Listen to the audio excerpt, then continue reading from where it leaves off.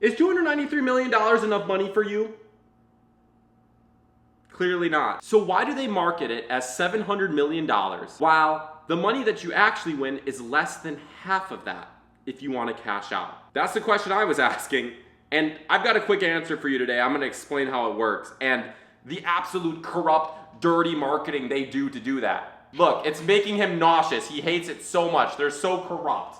As of recording today, the lottery is around $700 million. It's Thursday today. Tomorrow's going to be Friday, and that's when they draw for the Mega Millions. It's probably going to be larger tomorrow. When you win the lottery, you have two options. As many of you know, you can take a full lump sum cash payment, or you can get it paid out over 30 years. If you take the option to get it paid off over 30 years, you get the full amount of the lottery.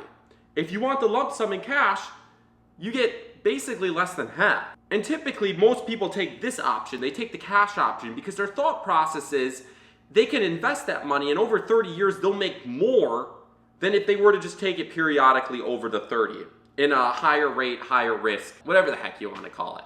If I take the lump sum of cash, where does the other half of that money go? Is it rolled into the next lottery?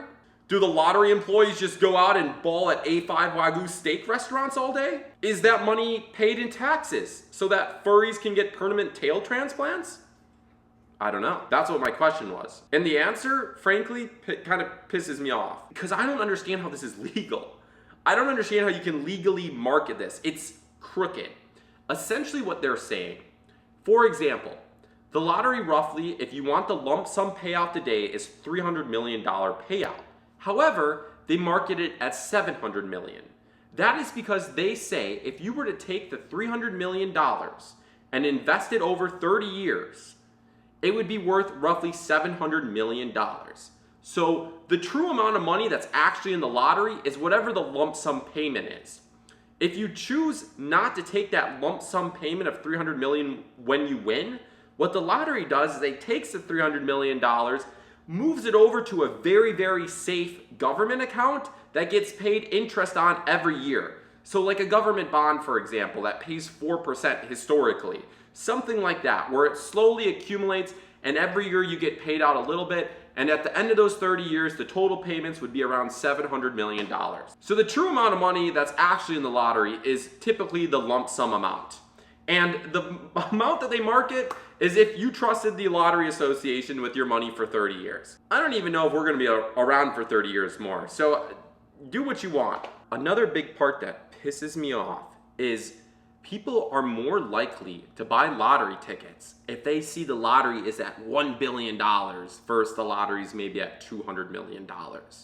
Maybe some of you would never pay the lottery, but someone that does is probably going to be more likely to buy a ticket when it's a larger amount that they think they could win.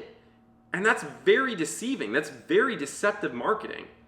I don't understand how they get away with doing that. It's so corrupt because where my head goes is the government gets taxes on this. They want people to go spend money because then they can tax that. They gain taxes from that, or at least I believe the government does, and it's just a corrupt cycle.